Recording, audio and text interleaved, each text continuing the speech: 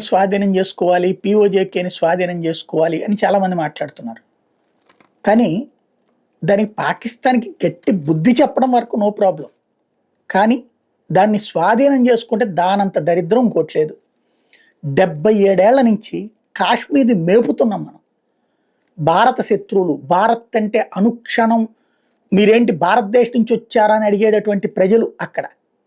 కానీ వాళ్ళని మేపుతున్నాం. రోడ్లు వేసాం, కాలువలు కట్టాం, రైళ్ళు ఇచ్చాం, సదుపాయాలన్నీ ఇచ్చాం. పీఓజేకలు పాక్ ఆక్యుపైడ్ కాశ్మీర్లో అడుక్కు తింటున్నారు. పాకిస్తాన్లో దిక్కుమొక్కు లేక చస్తున్నారు, తీవ్రవాదులుగా మారుతున్నారు. అయినా సరే మత పిచ్చతో ఉండేటటువంటి దరిద్రులు వాళ్ళు. ఇప్పుడిప్పుడు కొద్దిగా మారుతున్నారు. ఒక 60-70% మారారు. ఇంకా 30% మంది అట్లాగే ఉన్నారనడానికి సాక్ష్యం మన పహల్గావ్ దాడి. అదే సందర్భంలో వాళ్ళల్లో ఈ మత పిచ్చ అనేటటువంటిది పోదు. వాళ్ళని తెచ్చిపెట్టుకోవడం అంటే నెత్తిన శనిపెద్దామని పెట్టుకోవడమేనమాట.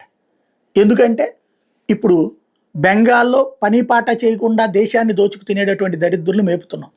కేరళలో అదే జరుగుతోంది. పాకిస్తాన్లో అదే చెయ్యాలి. రేపు పొద్దున దేశంలో మనమందరం కట్టే పన్నులు తీసుకెళ్ళి ఆ దరిద్రులు మేపుతూ ఉండాలి. వాళ్ళు ఒకళ్ళు 10 మందిని 20 మందిని అంటారు. ఆ తర్వాత వాళ్ళకి ఓటు హక్కులు, వాళ్ళకి ఆస్తులు ఇవ్వటం, వాళ్ళకి ప్రయోజనాలు ఇవ్వడం. కానీ వాళ్ళు మాత్రం భారతదేశానికి వ్యతిరేకంగా ఉండడం.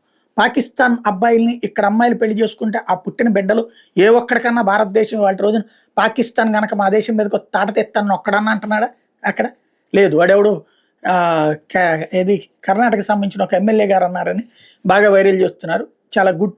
కాకపోతే అదే కర్ణాటకలో కదా చివరికి రోడ్డు మీదన కాళ్ళ కిందన పాకిస్తాన్ జెండాలు ఉండటానికి కూడా అంగీకరించలేకపోయింది.